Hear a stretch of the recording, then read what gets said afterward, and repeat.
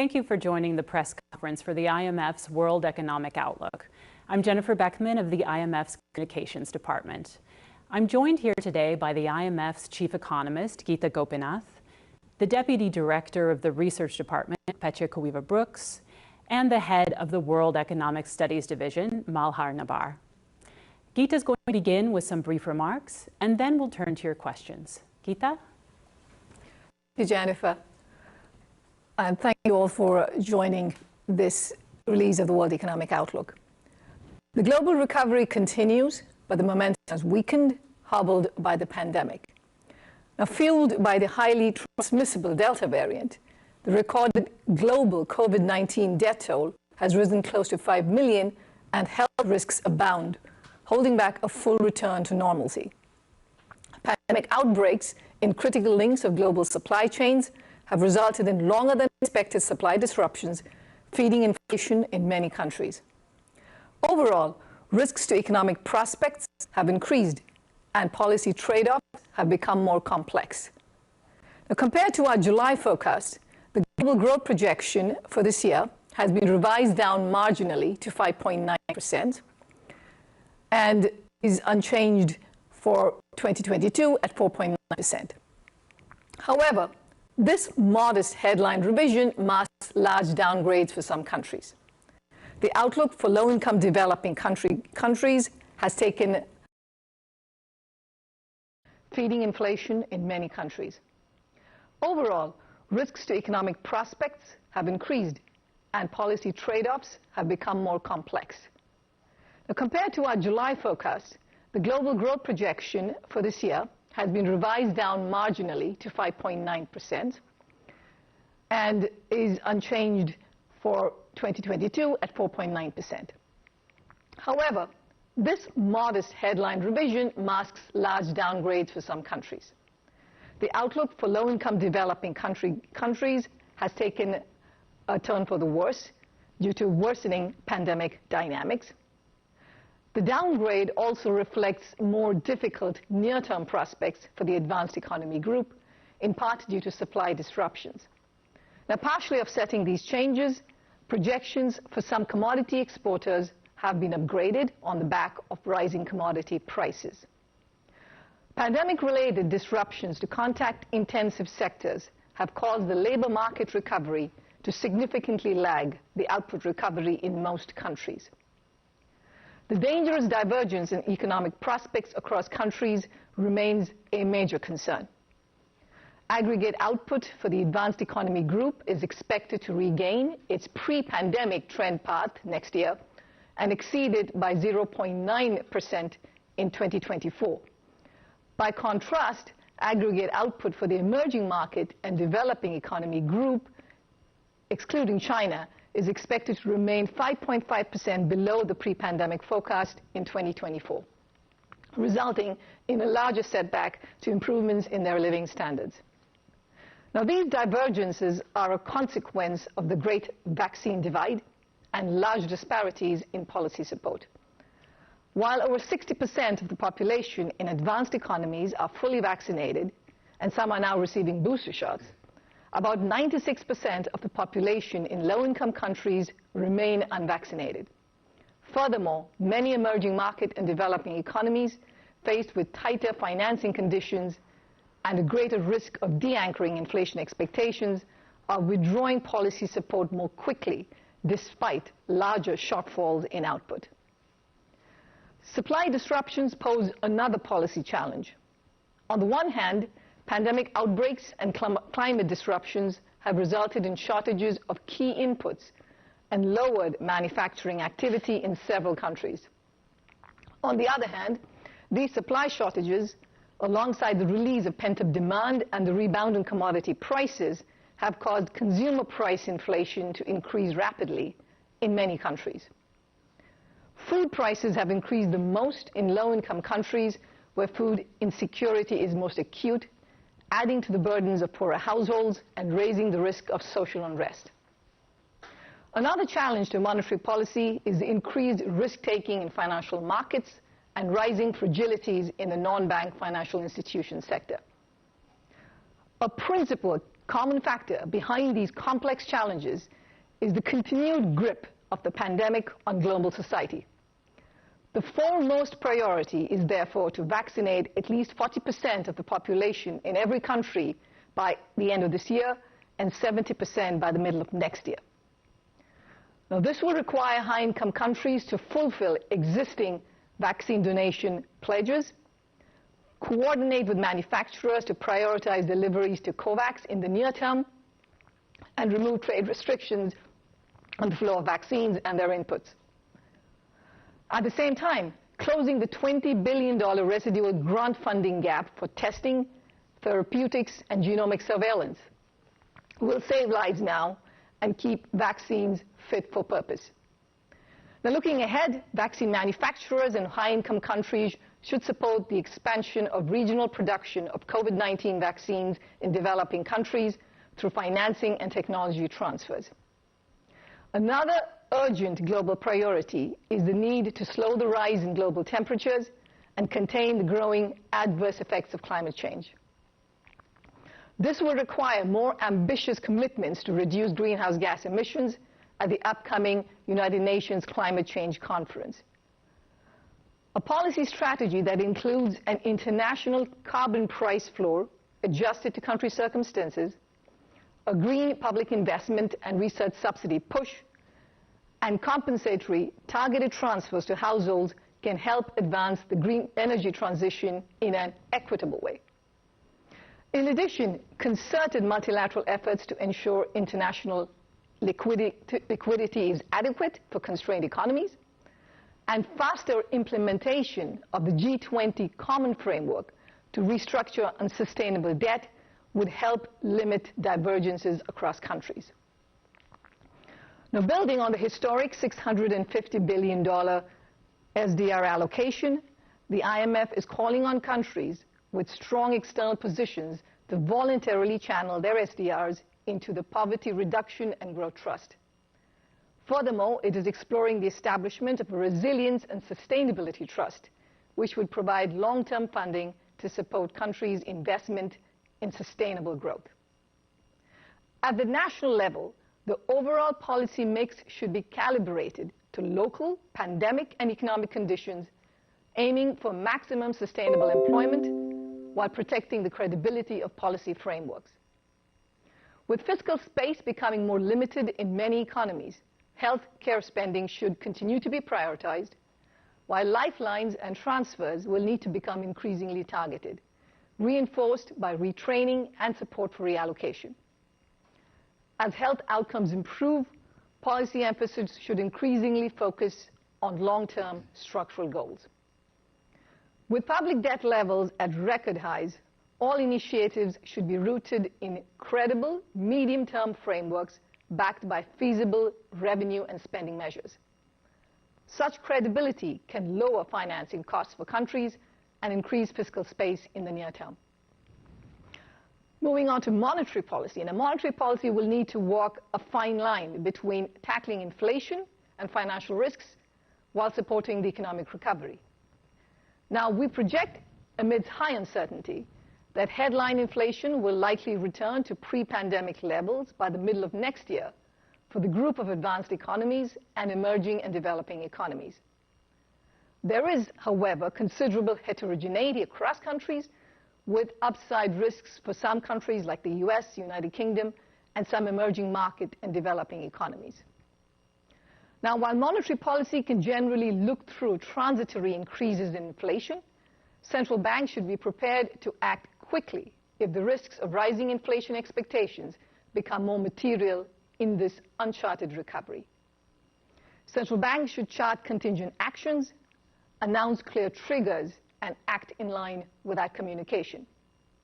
Now, more generally, clarity and consistent actions can go a long way towards avoiding unnecessary policy accidents that roil financial markets and set back the global recovery, ranging from a failure to lift the US debt ceiling in a timely fashion, to disorderly debt restructurings in China's property sector, to escalating cross-border trade and technology tensions. Recent developments have made it abundantly clear that we are all in this together, and the pandemic is not over anywhere until it's over everywhere. If COVID-19 were to have a prolonged impact into the medium term, it could reduce global GDP by a cumulative $5.3 trillion over the next 5 years relative to our current projection. It does not have to be this way. The global community must step up efforts to ensure equitable vaccine access for every country, overcome vaccine hesitancy where there is adequate supply, and secure better economic prospects for all. Thank you. Thank you, Geeta. So for reporters who are watching, there are 2 ways to submit questions. You can use the raise your hand feature in the WebEx or type a note in the chat, or you can submit written questions in the IMF Press Center. So to start this morning, we'd like to go to the WebEx and take a question from Mao Lin of Xinhua. Thank you very much for doing this. I have a question on the Chinese economy. The report has a slight downward revision for the Chinese economy, and I was wondering whether Geeta could talk about the reason for the adjustment, and also could you share some thoughts on China's application to join the CPTPP? Would that have any impact on the recovery of China and also the region? Thank you. We have a very small downgrade for China, which basically reflects the fact that fiscal tightening was somewhat more than we had previously anticipated. And so that is one of the main reasons for the slight downgrade. There are other challenges, of course, that China faces at this point in terms of developments in the property sector, what we're seeing in terms of supply chain disruptions, which is a common phenomenon in many other parts of the world. As to your question of joining the comprehensive Trans-Pacific Partnership, we are aware that they have put in a formal application. That particular TPP, the partnership CTPP, is a high-quality trade agreement with pretty high standards and what kinds of trade practices are allowed. I believe it would be good for the world to have more countries join such an agreement. Thank you, Geeta. So for the next question, we'll also take it from the WebEx. Eric Martin from Bloomberg. Yes, good morning, Dr. Milkowski. Good morning.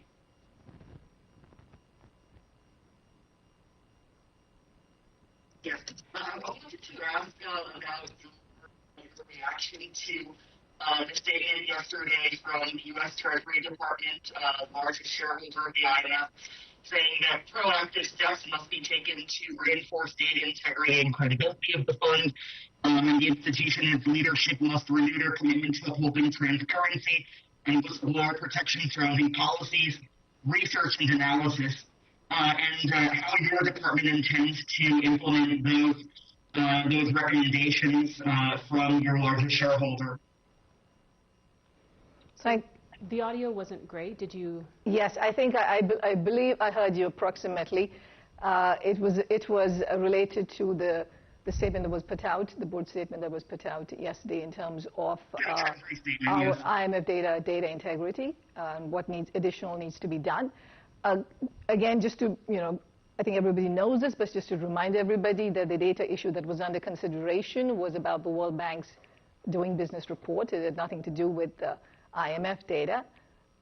In our case, in the case of the IMF, we take data integrity incredibly seriously, which is why we have many processes in place to make sure that our data and forecasts are completely in line with, are reviewed carefully by multiple departments and multiple economists.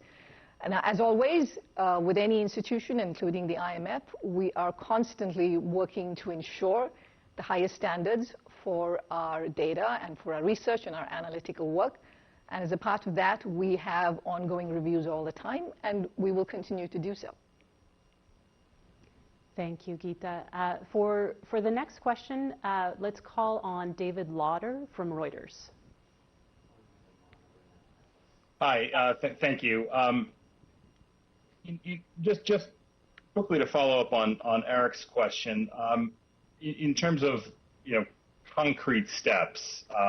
This is what the Treasury had asked you to do, and what the board said it was going to meet and consider new steps. What specific steps do you think are required here, just to ensure this integrity?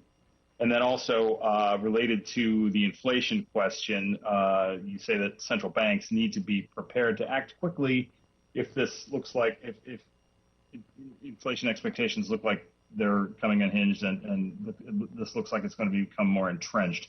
What sort of signs are you going to be looking at to measure that, to determine whether or not inflation is really much more durable than what we think it is now? Thanks. So, David, again, on your first question, I mean, the board also in its statement made clear that they had full confidence in the impartiality and the excellence of the analytical work of the IMF. So, you know, that was also a very pointed statement made. In terms of what additional steps are needed, you know, again, this is something that we will be hearing more about this in the coming days. But again, just to be clear, we have a very robust system already at the IMF in terms of making sure, you know, the credibility, the integrity of our data and forecasts. We also have the Independent Evaluation Office that reviews these reports that we put out on a regular basis. And again, we're always looking for ways to improve. So, you know, I look forward to seeing what additional steps are mentioned. Now, to your question about inflation expectations, indeed, I mean, our view is that under the baseline, we should expect inflation to come back to much more normal levels by the middle of next year. But for the advanced economy group as a whole, though it does vary. There are some countries, for the US, it takes a little longer, maybe towards the end of the year. So it does vary across countries. There are risks. In terms of what we would, you know, what we're paying very close attention to, one, of course, is what's happening with medium and long-term inflation expectations, you know, how they are behaving with every data release that comes out. We're also paying attention to what's happening with wage inflation. Wage inflation is elevated in the US, as we all know. At the same time, it is concentrated in some sectors, so we shall see if it becomes a much more broad-based phenomenon. And I would also be interested in seeing what's happening with shelter inflation and the spillover from the big run-up in housing prices. So all of these would be flags to pay very close attention to.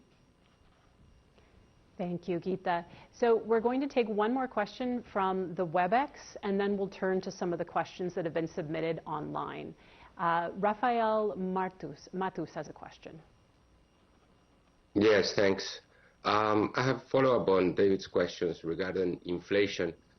Latin America current funds projection on price is one of the highest among the world. I was hoping that you could talk a little bit about what are the risks for that forecast, and in particular, if in the case of Argentina, you see any risk of spiraling inflation that might create additional problems for the region. Thanks. Thank you. You know, it's important to highlight the fact that while, you know, we are talking about inflation rising, there is heterogeneity across regions. And Latin America is one region where we have seen inflation go up more widely across multiple countries. Again, Latin America, like other parts of the world, is being affected by some global shocks with increase in energy prices, commodity prices, with supply chain disruptions, and that's affecting their costs and therefore prices. There is variation across countries in terms of the extent of rebound in domestic demand and the inflationary pressures that is happening. So again, consistent with what I said previously, it's important for countries to tailor their monetary policy actions to country-specific circumstances. To the specific question of Argentina, you know, we hold Argentina's inflation expectations as unanchored. It continues to be unanchored at this point. Also because of the increased reliance on monetary financing in Argentina. So that is the current picture right now. We continue to work closely on technical levels with the Argentine government. towards coming up with solutions for a more sustainable growth. Thank you, Geeta. So I'm turning now to Simon Ataba, who has from Today News Africa. And he asks, can you talk broadly about how Africa's economic recovery will be affected by the pandemic, the variants, and the lack of vaccines? Africa has gone through a very tough time with this crisis, just like other parts of the world has. What is unfortunately unique about Africa is in terms of the levels of vaccination. We're looking at less than 4% of the population in Africa having been vaccinated, while we're looking at, for instance, advanced economies where it's over 60%. So if you look at across the different parts of the world, I think the region where there has been the greatest amount of limited access to vaccinations is the African continent. And that is one of the big concerns that we have, because we know that this pandemic is not over. This is why we are pressing hard to get to the 40% target for all countries by the end of this year. And this will require that countries deliver on their vaccine donation pledges to COVAX, and also that they and manufacturers prioritize deliveries to COVAX. That combination will help get more vaccines to the African continent. So I think that is a very important health issue that needs to be addressed for the region as a whole. In terms of the other factors, the African continent still has to deal with issues of high levels of debt in many countries, and many countries are in high levels of debt distress already. So the international community has to play a very important role in being able to restructure this debt, but also in providing additional financing. Now, we estimate that there will be a need for around $250 billion of additional financing to make sure that the African continent is able to achieve its development goals over the next 5 years. And that requires immediate attention from the international community. Thank you. So another question that I'm going to turn to another question submitted online. This is from Ricardo Leopoldo of Agencia Estado. And he asks, why is the IMF forecasting the Brazilian GDP is going to be 1.5% this year and 2.1% in 2026?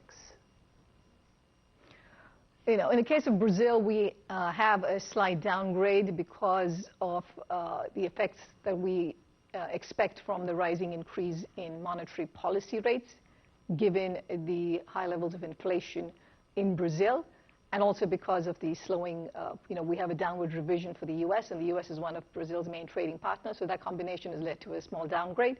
But let me also bring in Petia, if you would like to add something more on Brazil. On Brazil, we did have an upgrade to our forecast in July, so I think it's also important to keep that in mind when looking at our overall numbers. So yeah, in the near term, it has been a very modest downgrade, but if you look at it from a longer point of view, the higher commodity prices and the return of manufacturing and services activity has been important for the recovery. Thank you. So I'm going to take two questions on Asia that have been submitted on the Press Center before we return to the WebEx. The first comes from Ritu Singh in India, CNBC TV 18, who asks, what are the key upside and downside risks to India's growth forecast at 9.5 and 8.5% for 2022 and 2023? Financial years 2022 and 2023. Is the government's large fiscal deficit a major concern, or can it afford to spend more? So Ritu, as you've noticed, we don't have a change to our growth forecast for this year and next for India. I mean, India came out of a very, very tough second wave, and that led to a big downgrade in July, but we have no change as of now. There are many challenges that the Indian economy already does face in terms of with regard to the financial market, with regard to the fact that the virus is not gone yet.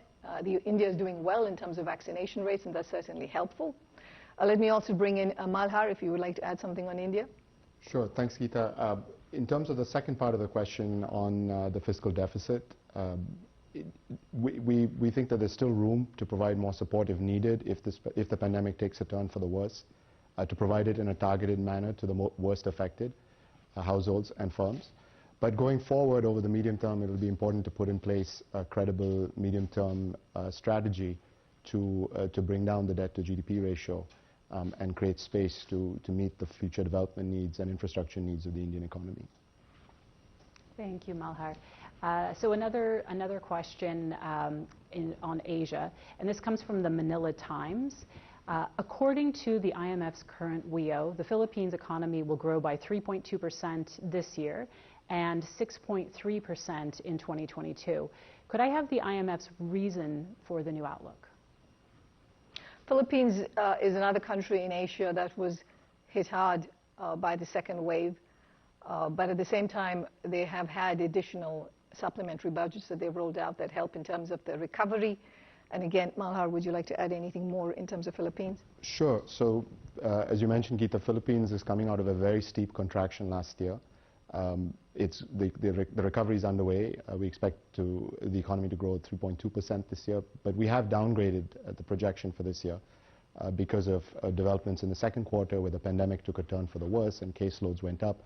We also expect a shallower recovery in the second half of this year because of renewed concerns about caseloads and the spread of the pandemic.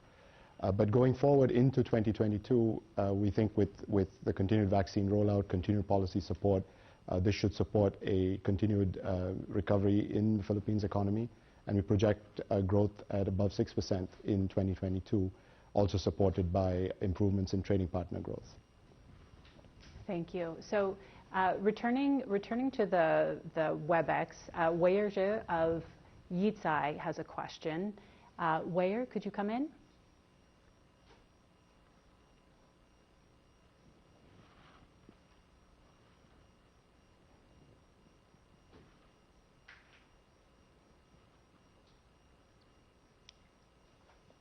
I think, Weyer, could you open your mic? You're muted. We can see you, we can't hear you. Can you hear me now? Yes. Okay. So I had a question on inflation. So to what extent are you worried about the increasing inflation in major advanced economies like U.S., partly due to the longer than expected supply disruption? And in August, you warned that emerging markets cannot afford a repeat of the 2013 taper tantrum. What is your observation now, how emerging markets are prepared at the risk of sudden change in monetary policies as a result of the rising inflation? Thank you. Inflation is indeed one of the risks that we flag in this report. We have seen inflation go up quite substantially in many countries, but again, I do want to highlight that this is not a uniform worldwide phenomenon. There is heterogeneity in how much inflation has gone up in different parts of the world. As for your question on specific concerns on inflation in advanced economies, their risks are there. We are seeing a very unusual recovery, which is, I guess, what happens when this is a pandemic-driven crisis, and then the recovery from that. What we're seeing is supply-demand mismatches that have lasted a long time because the pandemic has also lasted a long time. So while we've seen a rebound in demand, supply hasn't been able to rebound as fast, and that combination has led to high levels of inflation. We're seeing that in commodity prices, but we're also seeing that in supply chain breakdowns. So again, the expectation is that some of this will persist into next year, but then over time, we expect that these will iron out. And we should expect to see inflation coming back to much more normal ranges. But again, I'm just going to emphasize that there is tremendous uncertainty. We have never seen a recovery of this kind where you have shortages in the labor market at the same time that you have high levels of unemployment, the fact that you have ports that aren't able to offload container ships. So this is very unique, and we have to be particularly vigilant about and make sure that these particular supply-side shocks then don't end up with de-anchoring inflation expectations or creating wage price spirals because that's when it would start showing up in more core inflation and then require very strong monetary policy responses. Great, thank you. For the next question, we'd like to turn to Shabtai Gold from DevEx, who's joining us in WebEx. Shabtai? Thank you very much. I wanted to ask about the special drawing rights allocation, and just if you could tell us how you're seeing those being used. We know that the IMF put a lot of effort into getting that allocation to happen. Are you seeing these SDRs being used by the countries? Are you seeing them meeting your goals? And what's the timeline on the rechanneling of the SDRs? Could you update us maybe on what's happening with that? Thank you. Yeah, so the $650 billion SDR allocation is a historic allocation in terms of its size, and it comes at a time when countries need the additional liquidity that they can get, that additional reserves that it provides, because we are living in very uncertain, uncharted times. And so having that buffer in terms of a liquidity buffer will be very helpful for countries. As you know, SDRs are given to countries and to use as they wish, and countries are using it for multiple purposes, for health, addressing the health concerns. Again, you have to remember that what SDRs do is provide you with additional reserve buffers, again, to prevent for a rainy day. And again, countries are using it in multiple different forms to help them deal with the crisis. It also improves their market standing because of these additional reserves that they have, which helps them access financial markets at more favorable terms.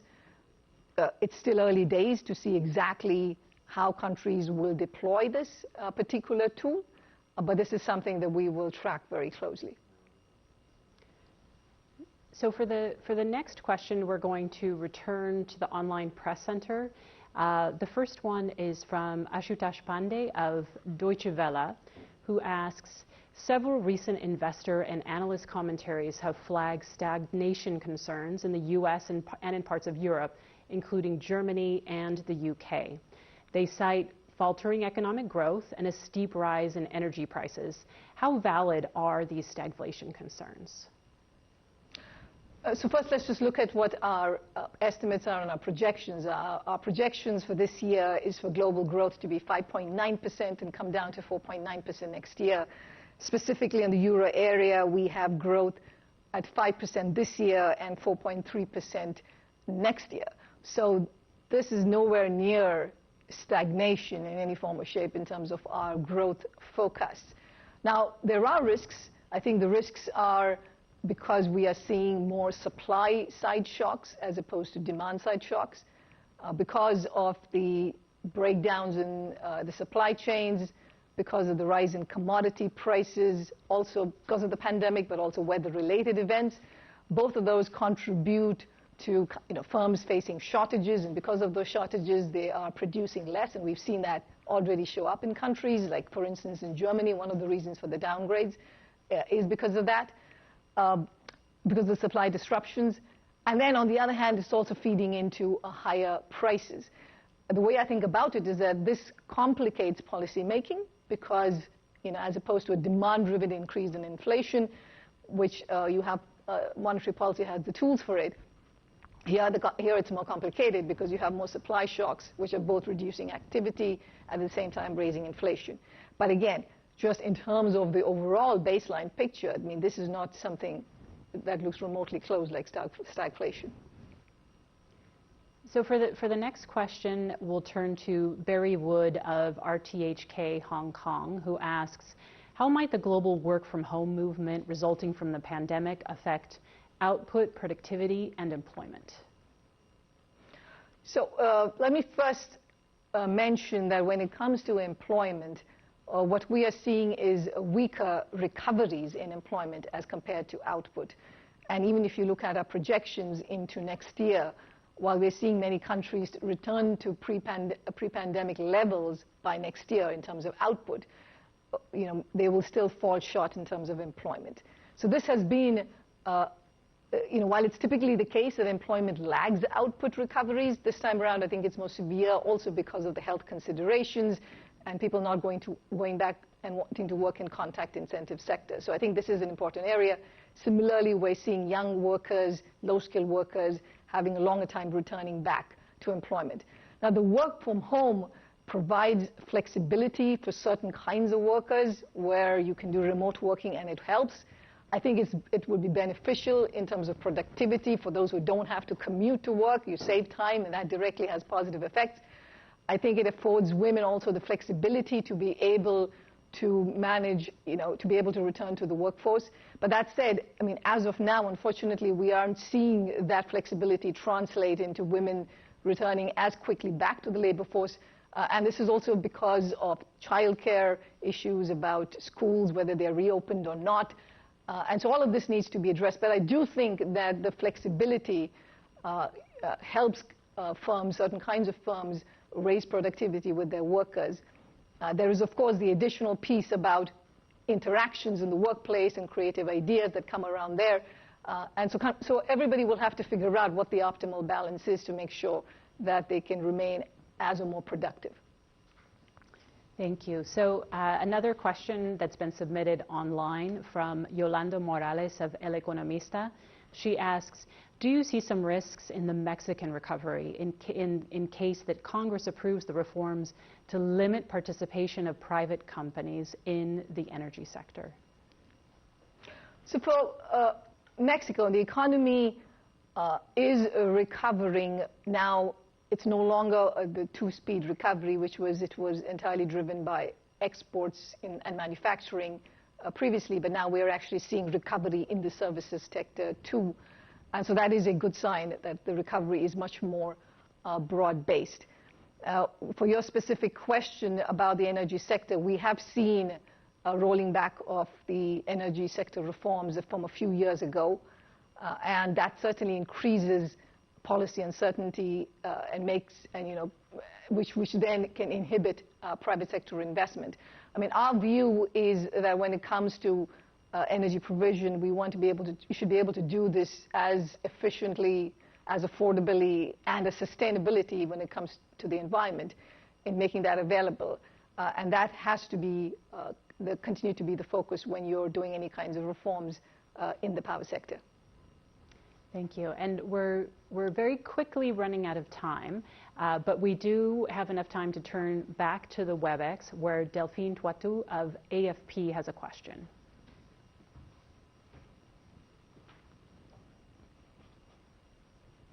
Mm-hmm.